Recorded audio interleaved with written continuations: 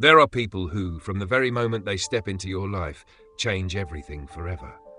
For Manchester City, Pep Guardiola is that person.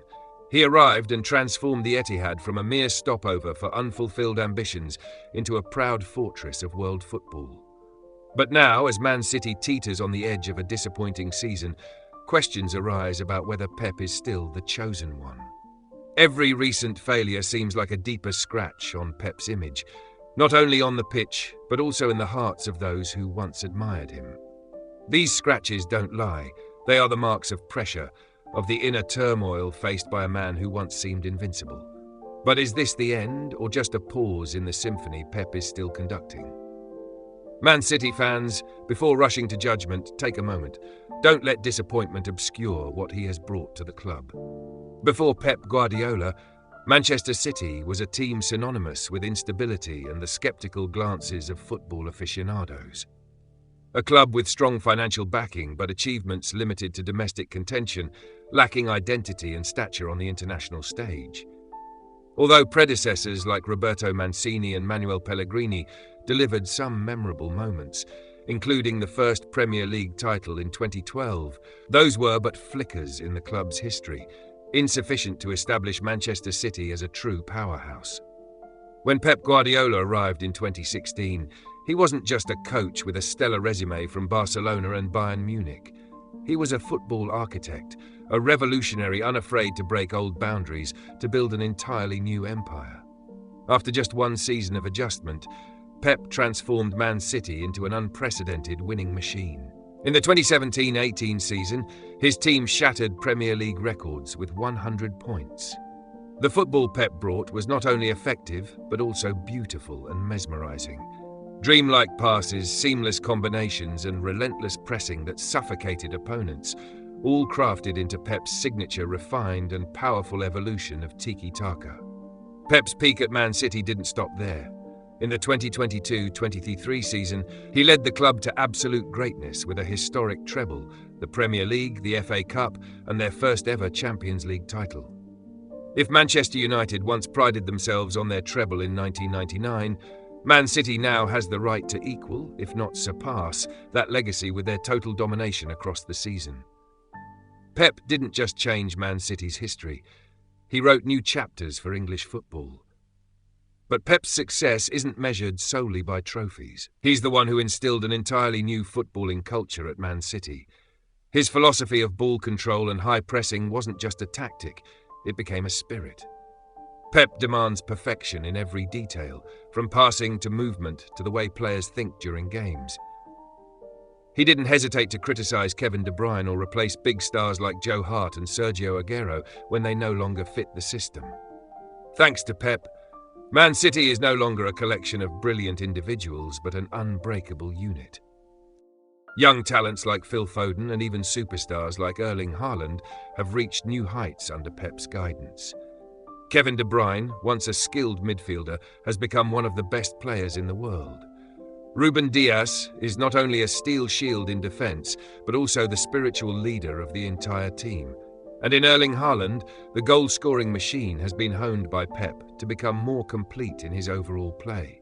This is why, even as Man City struggles, one must ask whether we should grow weary of a man who has so profoundly transformed the club's destiny. It's a difficult question to answer, but one thing is certain: Pep's legacy at the Etihad is undeniable. When an empire stands at the summit for too long, even the slightest decline becomes a subject of debate. Man City was once unbeatable, but the club is now enduring its most challenging period in nearly a decade. The numbers don't lie. Just one win in their last 11 matches across all competitions and a record 4 consecutive Premier League losses, a first in Pep's career. Defence, once one of City's most solid foundations, has become their biggest weakness, conceding an average of 1.69 goals per game, the highest under Pep's tenure. What is the cause? Tactical errors, an ageing squad, or the pressure of living up to the brilliance Pep himself created? The events against Manchester United are telling. Leading 3-0, City allowed their rivals to equalise in the final minutes, a scenario unimaginable for a team once praised as perfect in every aspect. And in the Manchester derby, after Marcus Rashford's opening goal, everything unravelled. Mistakes from Matheus Nunes, lapses in defensive focus, and Amad Diallo's sharpness turned 3 points into none in just 2 minutes. This is no longer the story of a single match. It's a warning about the potential collapse of a system once considered a benchmark. Another issue lies in Man City's current squad, which has become overly reliant on a few individuals, particularly Rodri and Kevin De Bruyne. With De Bruyne sidelined long-term due to injury, the team's creativity and organisational ability have been nearly suffocated. And more than anything, without Rodri in the lineup, Man City no longer feels like Man City. Players who were once stars, like Kyle Walker and Bernardo Silva, are no longer performing at their peak. Yet Pep lacks sufficient backup options. A squad that was once meticulously constructed to perfection now appears aging, shallow, and increasingly exploitable. The weight of past success has also become Pep's greatest burden. A manager who has won 6 Premier League titles and countless other trophies is now not allowed to fail. Every mistake is scrutinised 100 times more intensely. Every time Manchester City fails to win, the public questions whether Pep Guardiola's time is up. But perhaps no one understands that pressure better than Pep himself. The scratch on his head after the loss to Manchester United wasn't just the result of moments of frustration, but a symbol of immense tension. His bitter admission in the press room, "I'm not good enough. I need to find a solution, but I haven't yet," left many fans heartbroken. In those moments, Pep wasn't just a coach struggling with his team's form. He was a man brought to his knees by the weight of the pressure he himself had created. From a tactical genius, Pep now seems like a weary warrior. But should fans truly turn their backs on him, or should they stand by his side to help him and the team navigate this difficult period? These questions aren't just for Man City fans, but for anyone who has ever admired Pep Guardiola. A great man in football, yet as vulnerable and fragile as anyone else. After all, football isn't just about numbers or trophies.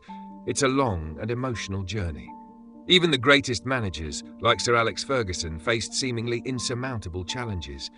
His Manchester United endured years without silverware in the early days and had unstable seasons even at the height of their dominance. But it was the unwavering faith of the fans that helped him build an immortal dynasty. So, Man City fans, pause for a moment and reflect on everything Pep has brought to the club. Can we truly demand more from someone who has given so much? The City Football Group, who know Pep better than anyone, still believe in him. They are not rushing to judgment, but are instead prepared to invest over £200 million in the January transfer window to help him rebuild the squad. This isn't mere coincidence, it's trust in a coach who has proven his worth in every match and every moment on the touchline. And Pep, despite the pressure and disappointment, remains steadfast. "I'm not leaving. If they want me to go, they'll have to push me out. I'm not walking away." These are not the words of a defeated man, but of a true champion, someone ready to fight to the end to bring his team back to glory. But what happens if Pep leaves now? Perhaps City could bring in another manager, even a highly talented one, but would anyone have the patience and vision to continue the legacy Pep has built over nearly a decade? Pep's style of football isn't something that can be replicated overnight. It requires time, dedication, and unwavering belief from both the management and the fans.